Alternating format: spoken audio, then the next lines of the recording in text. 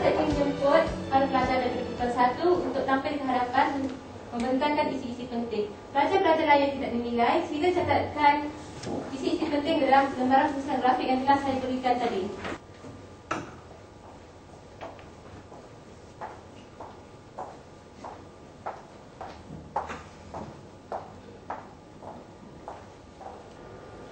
Assalamualaikum dan salam sejahtera saya ucapkan kepada Guru Bahasa Melayu kita, Puan Wan Johanis, setara rakan sekalian. Tajuk pembincangan kita pada pagi ini ialah langkah-langkah membalas jasa ibu dan bapa. Setiap anak yang dilahirkan di dunia ini pasti mempunyai ibu dan bapa, kerana tanpa mereka sudah tentu kita tiada di dunia ini. Kita sering mendengar sepotong hadis yang bermaksud syurga di bawah tapak kaki ibu. Hal ini bermakna setiap anak wajib mentaati dan menjaga hati ibu dan bapa kita sehingga kita dilarang berkata ah sekalipun. Lihatlah betapa besarnya pengorbanan seorang anak sehingga kita tidak akan mencium bau syurga jika kita menderhaka kepada mereka. Benar, saya amat bersetuju dan berasa simpati terhadap golongan warga tua yang dibiarkan oleh anak-anak mereka sendiri. Kerajaan juga memandang serius terhadap isu ini. Tarikh 1 Oktober setiap tahun telah diisytiharkan sebagai Hari Warga Tua. Di samping itu, Kementerian Pembangunan Wanita, Keluarga dan Masyarakat turut mempunyai obligasinya dalam membela nasib golongan warga tua. Malah, undang-undang negara juga melarang anak-anak melakukan penganiayaan terhadap golongan berusia emas. Sebagai anak yang akan meningkat dewasa, kita memainkan peranan untuk menjaga kebajikan ibu bapa. Langkah pertama, kita hendaklah menjaga dan memenuhi kehendak ibu bapa kita. Hal ini sangat penting terutamanya kepada ibu bapa yang uzur dan amat memerlukan pertolongan insan yang berada di sampingnya. Seseorang anak perlu berada di sisi ibu bapa mereka jika ibu atau bapa mereka sakit. Di samping memberi makan dan ubat-ubatan kepada mereka, sama seperti apa yang mereka lakukan ketika kita kecil dahulu. Dengan ini, dapatlah mengurang kesakitan dia alami. Maklumlah, dalam usia sedemikian, mereka lazim mengalami 1001 masalah kesihatan. Pada pendapat saya pula, sebagai anak, terutama bagi anak-anak yang sudah bekerja, mereka hendaklah memperuntukkan sejumlah pendapatan mereka untuk ibu bapa secara tetap. Ibu bapa kita memang tidak mengharapkan balasan terhadap pengobatan mereka selama ini. Tetapi sebagai anak, bantuan wang bulanan itu akan membuktikan bahawa kita amat menyayangi mereka. Walaupun jumlah yang diberikan tidak banyak jika dibandingkan dengan apa yang telah diberikan kepada kita sebelum ini. Sekurang-kurangnya wang itu dapat digunakan untuk menampung makan minum dan untuk tujuan kesihatan. Tetapi, bagaimana pula dengan anak-anak yang terpaksa tinggal berjauhan atas urusan kerjaya? Dalam hal ini, anak-anak tidak sepatutnya menjadikan jarak dan kesibukan sebagai penghalang hubungan. Bukankah pada zaman teknologi yang semakin canggih ini tercipta pelbagai peralatan komunikasi yang memudahkan hubungan hanya di hujung jari? Ibarat kata pepatah, hendak segi budaya tak hendak segi budalih. Anak-anak boleh menelefon ibu bapa atau menghantar SMS dan MMS dengan kerap yang mungkin. Apabila ada masa cuti hujung minggu pula, anak-anak perlu merancang untuk bercuti di kampung, bukannya bercuti keluar negara yang hanya membazirkan wang sahaja. Kita harus berbangga dengan negara kita sendiri, di mana bumi dipijak, di situ langit dijunjung. Kesimpulannya, tugas menjaga ibu bapa terletak kepada anak-anak. Anak-anak perlu sedar bahawa syurga di bawah tapak kaki ibu. Ibu bapa merupakan insan yang wajib disayangi, ditaati dan dihormati. Jasa dan pengorbanan mereka tidak ternilai besarnya. Demikian sajalah pandangan daripada kumpulan kami. Sekian, terima kasih.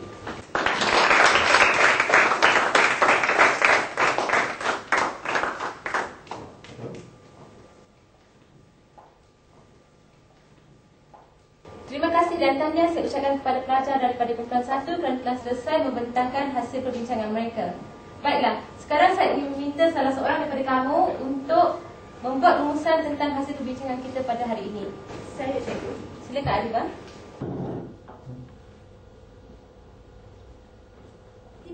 Terima kasih cikgu.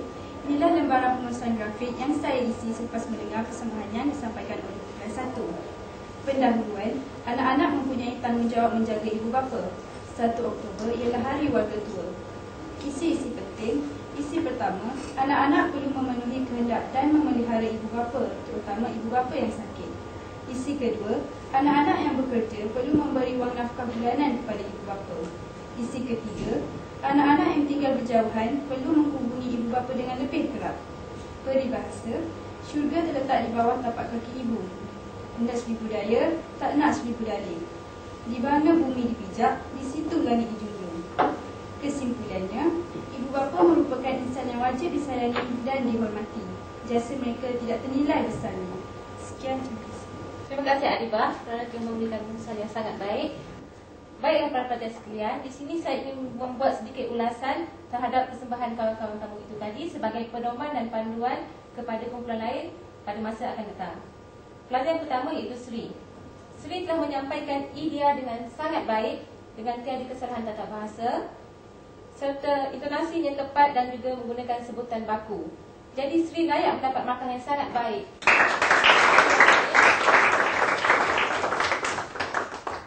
Pelajar yang kedua iaitu Iman. Iman telah menyampaikan idea yang bernas dan bermakna, sebutan yang fasih tetapi tidak baku. Jadi dengan ini Iman layak mendapat markah yang baik. Dan yang Iman. Pelajar yang ketiga pula iaitu Ezrai. Ezrai juga telah menyampaikan idenya dengan baik, tetapi sekali-sekala dia merujuk teks. Hal ini menyebabkan dia kehilangan sedikit markah. Namun Ezrai layak mendapat markah yang memuaskan. Tahniah Ezrai. Terusnya pelajar yang keempat iaitu Amirul. Amirul nampaknya kurang bersedia walaupun masa yang diberikan sepatutnya mencukupi. Amirul kerap merujuk teks dan perbincangan tadi terhenti seketika.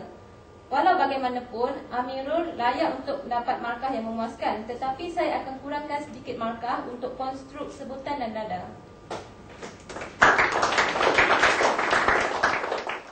Baiklah, sekarang saya ingin menjemput pelajar yang pertama iaitu Sri Nurlianis untuk datang ke depan untuk menandatangani borang ULBS kamu. Baiklah Sri, ini adalah markah kamu untuk setiap konstruk. Kamu boleh turunkan tangan di sini.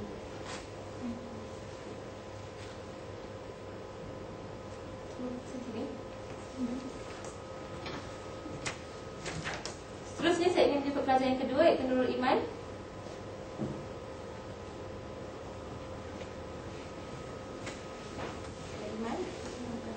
Untuk setiap konstruk, jadi anda boleh turunkan tangan di sini.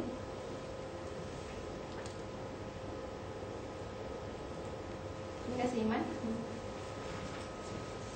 Seterusnya pelajar yang ketiga iaitu Ezrai.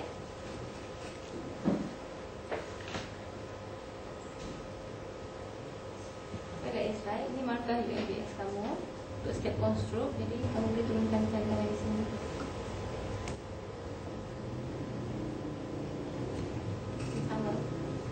Pelajar yang terakhir iaitu Amirul.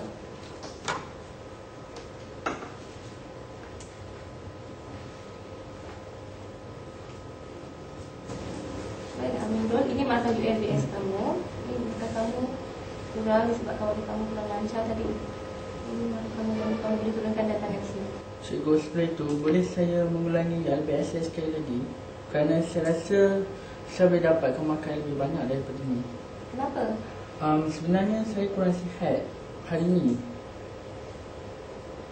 Baiklah, oleh kerana kamu kurang sihat, saya akan memberi kamu satu lagi peluang untuk mengulang ULBS ini sekali lagi pada minggu hadapan dengan aktiviti yang lain pula. Bagaimana, setuju? Setuju cikgu. Dan tangan sini. Terima kasih cikgu. Sama.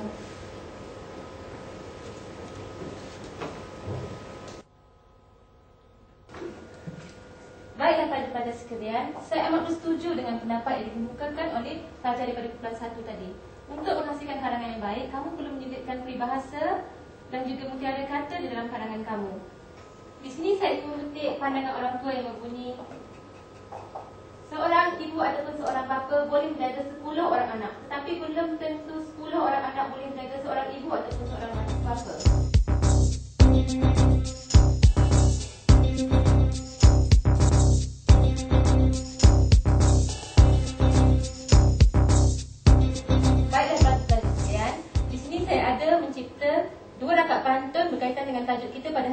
Nak dengar ataupun tidak? Nak. Okey, ini pantun. Pantun yang pertama, burung perdada di angkasa raya, terbang melayang mengimbau kota, punca Arianda umpama cahaya, menjadi penerang tak kala berita.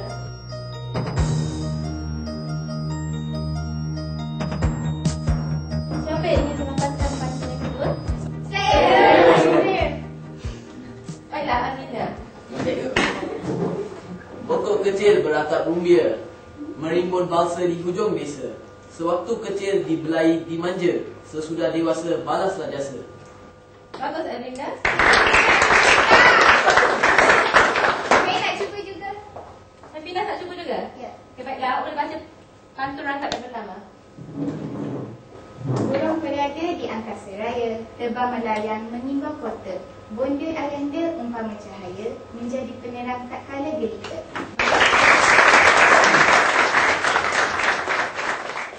Sebagai aktiviti pengupahan kamu pada hari ini, kamu dikehendaki untuk menulis karangan tentang tajuk perbincangan kita pada hari ini, iaitu Lantaran balas jasa ibu bapa. Baiklah, karangan kamu hendaklah tidak melebihi 350 patang perkataan. Sebagai penutup pembelajaran kita pada hari ini, marilah sama-sama kita nyanyikan lagu Ayah dan Ibu.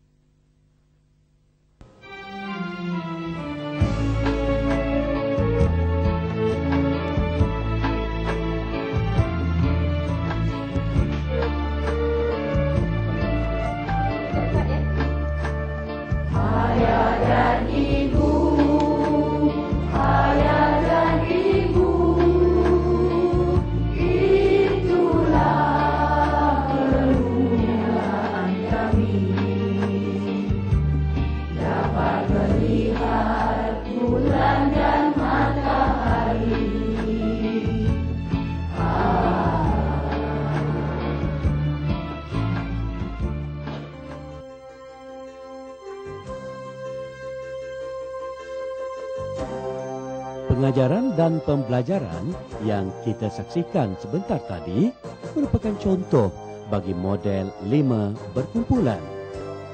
Terdapat 5 model yang diperkenalkan, iaitu model 1, individu, seperti ceramah dan pidato.